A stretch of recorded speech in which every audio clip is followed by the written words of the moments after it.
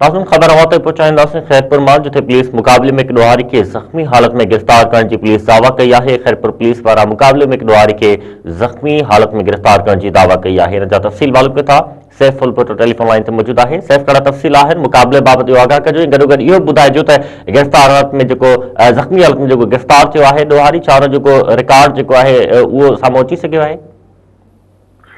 जी, Khairpur police Khedi भरिसां विछड़े वाहन link road ते ॾोहारियुनि सां मुबैना मुक़ाबले में हिकु ॾोहारी खे ज़ख़्मी हालत में गिरफ़्तार करे संदसि कब्जे मां हथियार रद्द करण जी दावा पिणु कई आहे।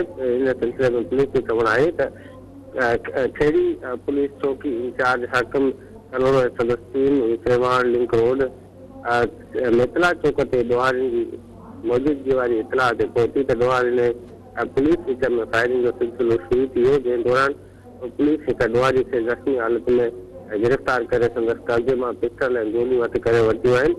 पुलिस जो इहो चवणु आहे त ज़ख़्मी हालत में गिरफ़्तार कयल ॾोहारी जी सुञाणप आबिद उर्फ़ अबू पुत्र गुलाम नबी गलोड़े जे नाले सां थी आहे, जंहिं ख़िलाफ़ ज़िले खैरपुर जे मुख़्तलिफ़ थाणनि ते 11 केस दाख़िल आहिनि, जॾहिं त संदसि क्रिमिनल रिकॉर्ड खैरपुर समेत ॿियनि ज़िलनि मां बि मालूम कयो थो वञे।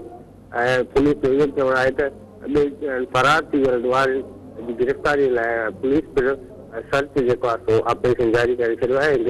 जेके गिरफ़्तार थियल ज़ख़्मी ॾोहारी जा साथी आहिनि उन्हनि खे जल्द पिणु गिरफ़्तार कयो वेंदो। जी सर। सैफ, अवां जी महिरबानी तफ़सील ॾियण जे लाइ।